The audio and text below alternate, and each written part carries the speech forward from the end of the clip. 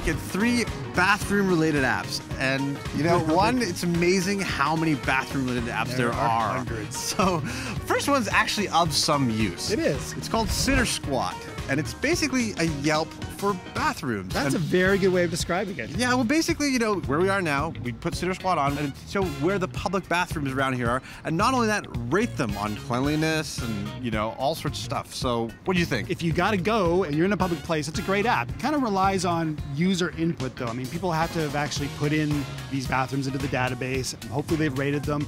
You can leave comments, you can review them, you can even add a photo if you're really feeling thorough. But it really does rely on people to like fill it with that information. Yeah, exactly. For hidden out-of-the-way bathrooms, it's great, but it could be a little bit better if more people were using it. So yeah, that's the one thing. But if you've got a condition that where you have to go a lot, if you got like a tiny bladder or some kind of condition where finding bathrooms is important, this could legitimately be a useful app. But you know what? I actually really want to make a trip to the Holt Renfrew bathroom. It sounds awesome. For me, it's an 8. I think it's a 7 out of 10. Second up, we're talking about Poo Log. This is an app where it does exactly what it says.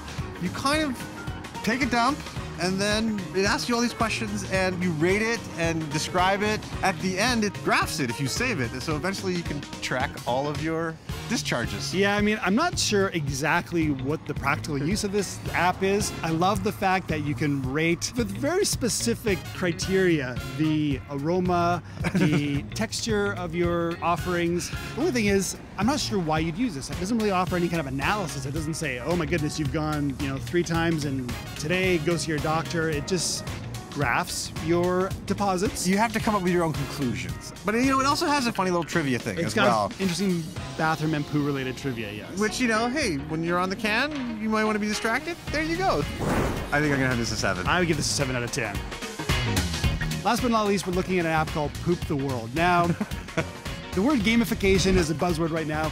This is the gamification of pooping. It allows you once again to sort of rate your own leavings. There are a variety of hilarious terms they've come up with for the different sizes and shapes. The Great Manatee. There's the Rapunzel, which is a very long coil. The big thing with this, though, is that it really wants to be the Foursquare for poo.